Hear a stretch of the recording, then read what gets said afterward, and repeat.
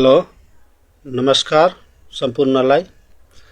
आज म भन्न चाहन्छु यो जेनजीहरूलाई भन्छ मान्छेहरू चाहिँ जेनजीले धेरै देशमा नोक्सान गर्यो। सरकारी दफ्तरहरू कार्यालयहरूलाई नोक्सान पुगाएको छ।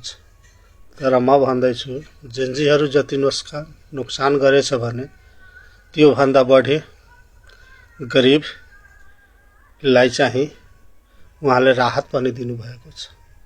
अर्बौं खर्बौंको चाहिँ पैसाको हैन सहयोग पुर्याउनु भएको हो।